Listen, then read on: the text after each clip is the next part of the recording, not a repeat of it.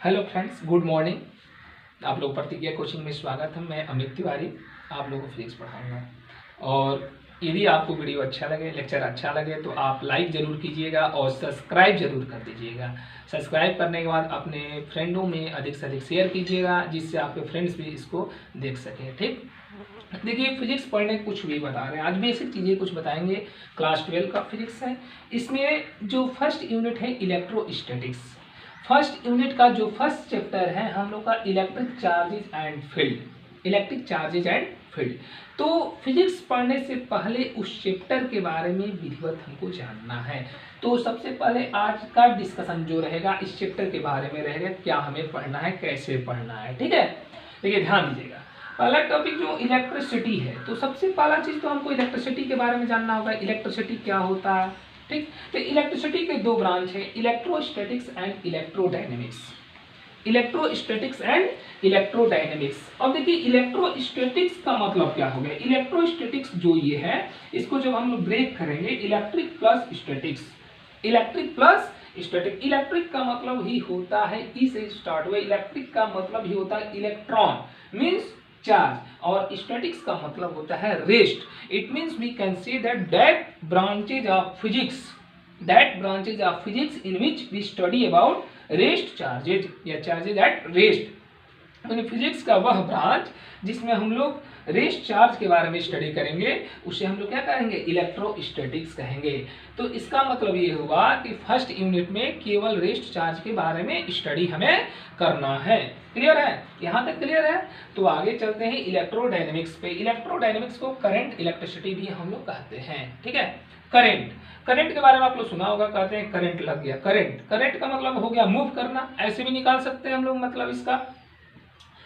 तो इलेक्ट्रिक का मतलब अभी बताया चार्ज, और डायनेमिक का मतलब होता है मोशन। मिस फिजिक्स का वह ब्रांच जिसमें हम लोग चार्ज के मोशन के बारे में स्टडी करेंगे, उसे हम लोग इलेक्ट्रोडायनेमिक्स कहते हैं। यहां तक तो क्लियर हो गया मे बी। ठीक, इलेक्ट्रिसिटी।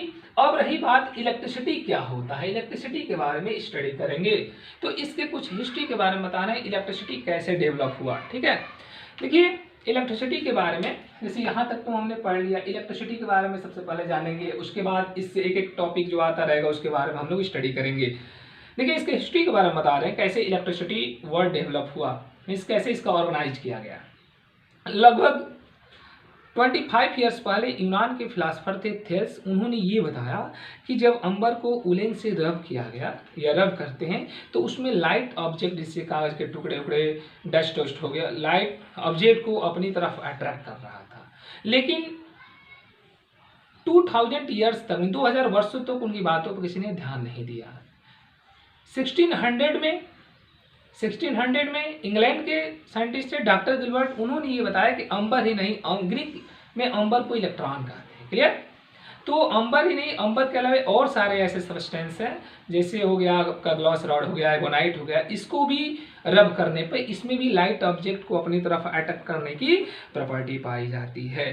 तो बालक थोड़ा सा यह ध्यान देना है, इन सब्सटेंसों में जिसके कारण यह प्रॉपर्टी आई, क्या कैसी प्रॉपर्टी, अट्रैक्ट करने की प्रॉपर्टी आ गई है ना, उसे हम लोग क्या कहते हैं, इलेक्ट्रीफाइड कहते हैं। कि यह ऑब्जेक्ट क्या हो गया, इलेक्ट्रीफाइड हो गया। ठीक, और इलेक्ट्रीफाइड हो गया, और इसे ही हम लोग कहते हैं इलेक्ट्रिसिटी। क्या कहते हैं, जिसके कारण यह प्रॉपर्टी उत्पन्न होता है उसे हम लोग कहते हैं इलेक्ट्रिसिटी। जिसके कारण, किसके कारण उत्पन्न हुआ, रब करने के कारण उत्पन्न हुआ ना।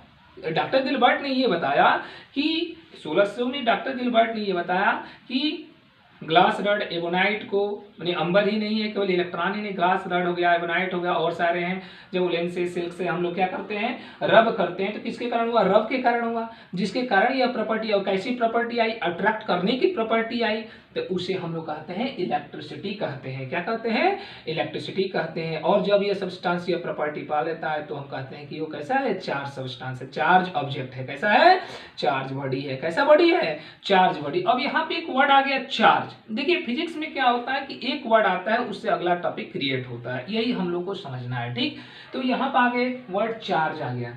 तो चार्ज, अमेरिका के साइंटिस्ट थे बेंजामिन फ्रैंकलिन, इन्होंने चार्ज को दो नाम दिया, एक पॉजिटिव चार्ज और एक negative charge. There are two types of charge. देखिए इसको इरेज कर रहे हैं। ठीक है, तो एक बार इलेक्ट्रिसिटी का हम डिफिनेशन बता दे रहे हैं, उसको आप लोग ध्यान सुनिएगा। The property of rough substances, the property of rough substances due to which they attract light object is called electricity. ये किसके कारण हुआ? रफ के कारण। अब देखिए यहाँ पे बता रहे हैं चार्ज के बारे में, इसको हम लोग रफ कर रहे हैं, तब तक आप लोग इसका स्क्रीनशॉट ले लीजिए।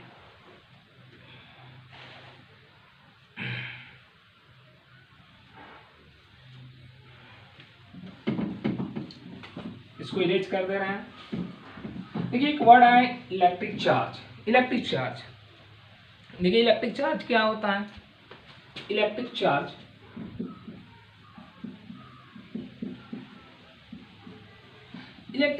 Is the intrinsic property of matter.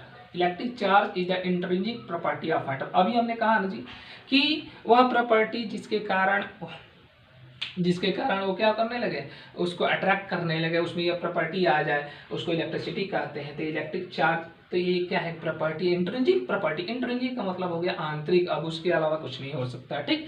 Intrinsic property of matter, ये क्या है? इंट्रिंसिक प्रॉपर्टी ऑफ मैटर, जिसमें कैसी प्रॉपर्टी होती है? दो, जैसे इलेक्ट्रॉन प्रोटॉन एक दूसरे पर फोर्स अप्लाई करने लगे, इलेक्ट्रोस्टैटिक फोर्स, इलेक्ट्रिक फील्ड उसमें क्रिएट होने लगता है, ठीक है, उसको हम लोग कहते हैं इलेक्ट्रिक चार्ज कहते हैं। क्या कहते हैं? इलेक्ट्रिक चार्ज कहते हैं। और ये होता है दो टाइप्स के। कितने टाइप्स के होते हैं? दो टाइप्स के। एक होता है पॉजिटिव चार्ज, और दूसरा जो होता है आपका निगेटिव चार्ज। क्या होता है? Negative charge. और देखिए बेंजामिन फ्रैंकलिन ने क्या बताया? पॉजिटिव चार्ज और निगेटिव चार्ज का नाम उन्होंने दिया। और क्या बताया? जब ग्लास रड को सिल्क से उन्होंने रब किया, ग्लास रड में जो चार्ज डेवलप हुआ उसका नाम उन्होंने रखा पॉजिटिव चार्ज। ग्लास रड को जब सिल्क से रब किया गया, ग्लास रड में जो चार्ज डेवलप हुआ उसे हम लोग पॉजिटिव चार्ज कहते हैं। जब एवनाइट रॉड को कैट स्किन से रब किया गया, जो एवनाइट रॉड में चार्ज डेवलप होता है उसे हम लोग निगेटिव चार्ज करते हैं। इसको हम लोग क्लास 10th में भी स्टडी किए थे, ये सब बेसिक चीज़ें हैं, ठीक। इसको थोड़ा सा आज स्टडी कर लेते हैं, ठीक। नेक्स्ट वीडियो में हम लोग पढ़ते रहेंगे, ठीक। तो ये हो गया पॉजिटिव चार्ज और निगेटिव चार्ज। अब रही बात यहाँ पर चार्ज का जो एसआई यूनिट होता है, the SI unit of charge, the SI unit of charge, ये होता है कूलाम। क्या होता है? एसआई यूनिट इसका कूलाम होता है, जिसको रिप्रेजेंट करते हैं हम लोग सी से। और इसका जो सीजीएस यूनिट होता है, CGS unit of charge, care करना है आपको, ये होता है इलेक्ट्रोस्टैटिक यूनिट। क्या होता है? इलेक्ट्रोस्टैटिक यूनिट, जिसको हम लोग लिखते हैं ESU। और यह स्केलर क्वांटिटी है। चार्ज एक कैसी क्वांटिटी है? स्केलर क्वांटिटी है। It is a scalar quantity, it is a scalar quantity. ये कैसी क्वांटिटी है? इसका कोई डायरेक्शन नहीं होता है, इसमें डायरेक्शन कोई फिक्स नहीं होता है, इसलिए इसको हम लोग कहते हैं स्केलर क्वांटिटी। क्या कहते हैं? स्केलर क्वांटिटी कहते हैं। अब देखिए क्या कीजिएगा, इलेक्ट्रॉन को जो चार्ज होता है वो निगेटिव होता है, प्रोटॉन को जो चार्ज होता है पॉजिटिव होता है, ठीक है। इलेक्ट्रॉन का charge of electron, charge of electron को हम लोग, इसका जो होता है निगेटिव होता है। कैसा होता है? निगेटिव। और चार्ज ऑफ जो प्रोटॉन होता है, चार्ज ऑफ प्रोटॉन,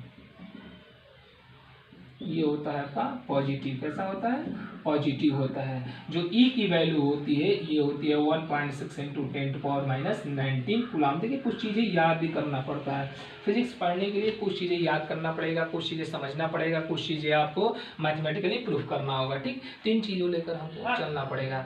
तो बच्चों यदि ये वीडियो आपको अच्छा लगा हो तो आप लाइक करना ना भूलिए, और तुरंत आप सब्सक्राइब कीजिए, ठीक। और ज़्यादा से ज़्यादा अपने फ्रेंडों में शेयर कीजिए।